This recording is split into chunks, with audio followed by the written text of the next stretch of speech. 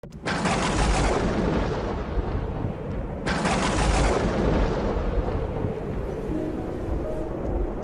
ce temps-là, Jésus prit la parole et dit, « Père, Seigneur du ciel et de la terre, je proclame ta louange. Ce que tu as caché aux sages et aux savants, tu l'as révélé aux tout-petits. Oui, Père, tu l'as voulu ainsi dans ta bienveillance. Tout m'a été remis par mon Père. Personne ne connaît le Fils sinon le Père, et personne ne connaît le Père sinon le Fils, et celui à qui le Fils veut le révéler. » Acclamons la parole de Dieu. On dit généralement qu'il y a deux façons de faire de la théologie. C'est une expression, une façon de faire de la théologie. On dit premièrement qu'on la fait assis et une autre, c'est de la faire à genoux. Eh bien, c'est sûrement une manière de penser. Peut-être faut-il dire aussi que tu peux faire de la théologie peut-être en marchant, comme cette école des philosophes péripatéticiens où Aristote donnait ses cours en marchant. Mais que veut-il dire par là? Il y a une théologie qui se fait en marchant, en tournant la tête. Bon, et c'est bien, et sûrement c'est une bonne théologie aussi, parce que peut-être que la position n'est pas si importante, mais c'est comme un symbole. Une autre théologie se fait à genoux devant Dieu, adorant, c'est-à-dire qu'il y a une théologie qui semble être faite pour justifier les péchés, pour s'adapter au monde, pour donner des excuses à l'homme, pour faire ce que le corps lui demande, ce que l'instinct demande sans avoir de problème de conscience. Il y a une théologie, et pas seulement la morale, la théologie aussi. Et peut-être que ça a commencé par la théologie biblique. Lorsque ces maîtres du soupçon dans la Bible sont arrivés de la sphère protestante, Bultmann, une théologie qui se consacrait à se demander si Jésus-Christ était Dieu, si ce que disaient les évangiles était vrai, si les miracles n'étaient pas plus que des inventions ou des suggestions de qui l'a reçu, comme si l'on pouvait se faire pousser un bras basé sur la suggestion, et puis est venue naturellement non seulement la théologie biblique vouée à affaiblir le message de Jésus, à nuire, voire à détruire le messager qu'est Jésus, mais aussi la théologie dogmatique, ou et surtout la théologie morale et aussi la théologie liturgique, cette liturgie assise, cette théologie des confortables, cette théologie qu'ils ont faite. Nous sommes comme ça depuis de nombreuses années. Ceux qui sont bien nourris et qui se dévouent à réfléchir aux arguments pour ne pas avoir à le faire. Ce que tu n'aimes pas, mais tu peux être tranquillement en paix avec ta conscience. Ceux qui se consacrent à te convaincre que ce que le monde te demande et ce que ton corps te demande est bien fait.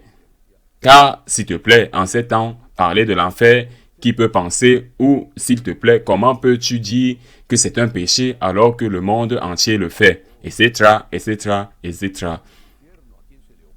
Que la théologie est celle dont Jésus parle dans l'évangile d'aujourd'hui. Ce sont les sages et les intelligents. Ils réfléchissent beaucoup, beaucoup pour justifier le pire. Et ils justifient quoi? Quoi que ce soit, quoi qu'il en coûte. Tu vas toujours trouver un de ces théologiens assis, ces théologiens qui sont, j'insiste, bien nourris et bien payés. Je ne parle pas d'argent, mais des applaudissements du public. Tu trouveras toujours un de ces théologiens qui te dira ce que tu veux écouter, étant ces faux prophètes de l'Ancien Testament. Ils ont flatté les rois pour que les rois les placent à leur table et les fassent bien traiter, plein d'honneur et de dons. La théologie à genoux est la théologie de ceux qui cherchent à connaître la vérité, quel que soit le prix, ce que la vérité est. Et la vérité n'est pas ce que, dans ma tête, est plus ou moins brillante, et la mienne n'est certainement pas la plus brillante. Peut-être la plus brillante de toutes les époques, du point de vue théologique, a été celle de saint Thomas. Eh bien, ma théologie, la théologie agenouillée, est celle qui cherche à connaître la vérité. Et la vérité est Jésus. Rencontrer Jésus pour aimer Jésus, adorer Jésus, honorer Jésus, obéir à Jésus, servir Jésus. Mais qu'est-ce que la théologie doit faire d'autre? Qu'est-ce que la théologie? La théologie, c'est théos logos. Théos qui signifie Dieu et logos science. Sophia, c'est la sagesse. Logos, la parole. La science, l'étude de Dieu. Ce n'est pas adapter Dieu à l'homme pour que Dieu devienne l'esclave de l'homme, mais qui est d'adapter l'homme à Dieu pour que l'homme accomplisse sa vocation d'être image et ressemblance de Dieu. Il ne s'agit pas de réduire Dieu au niveau du serviteur, mais de lever l'homme au niveau du Seigneur. La vraie théologie s'agenouille devant Dieu pour aimer Dieu, pour honorer Dieu, pour servir Dieu. La vraie théologie est celle qui n'a peut-être pas besoin de beaucoup d'études, mais a besoin de genoux solides. La vraie théologie est celle qui, sûrement, n'a rien étudié. Beaucoup de gens simples qui en savent plus sur Dieu, sur l'amour de Dieu, sur la vérité qu'est Dieu, que beaucoup de ces gens sages et érudits qui siègent dans les chaires les plus prestigieuses du monde, qui écrivent des articles, qui donnent des conférences, qui gagnent beaucoup d'argent avec tout ça. Mais ça fait longtemps. Si c'est que Dieu était une fois dans ma vie, je l'aime beaucoup. Il m'édifie, il m'aide quand je vois ces simples prosternés devant une image du Seigneur. De la Sainte Vierge priant les yeux pleins de larmes, avec l'angoisse dessinée sur son visage. Peut-être que sa foi n'est pas parfaite et peut-être qu'ils ont beaucoup d'intérêt et qu'ils manquent de gratitude. Peut-être que leur foi n'est pas parfaite. Du moins, dans certains cas, je dis peut-être, mais ils ont la foi. Ils ont la foi, ils vont prier devant la Vierge de Guadeloupe, ou ils s'en vont prier devant la Vierge des miracles de Lima. Ils vont s'arrêter devant la Vierge du Mont Carmel au Chili, ou devant la Vierge du Luján en Argentine. Et ils crient en faveur de la Vierge Immaculée du Nicaragua. Ces gens ont la foi. Notre peuple est toujours bon, je le répète. Ce ne sera pas une foi parfaite. Ce sera une foi qui devra être purifiée de beaucoup de choses mythiques, magiques, qui sera une foi qui devra être enrichie par la gratitude. Mais ils ont la foi et quand vous voyez la chair de Moïse, vous découvrez que ce sont les théologiens assis qui ne se soucient de rien d'autre que de dire à ces gens bons et simples qu'ils peuvent faire ce qu'ils veulent.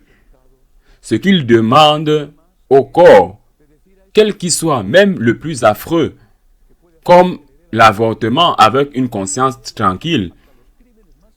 Le Seigneur remercie le Père pour ceux qui sont faibles et simples, pour ceux qui ont la foi, qu'ils ne seront pas parfaits et qui ont une vie et un comportement qui ne sont sûrement pas parfaits non plus, mais qui ont la foi comme un grain de sénévé. Les écoute et répond à leurs demandes et se sent désolé pour leurs larmes. À la place, ces autres sages et bien informés, ils disent des mots vides. Ils sont gonflés, ils n'ont rien à l'intérieur.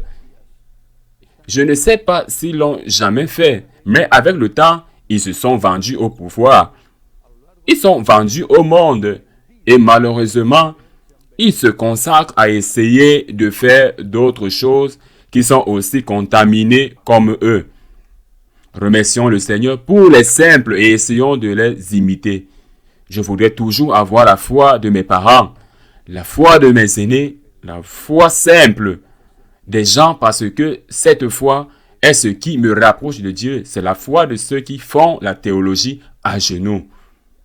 Ainsi soit-il.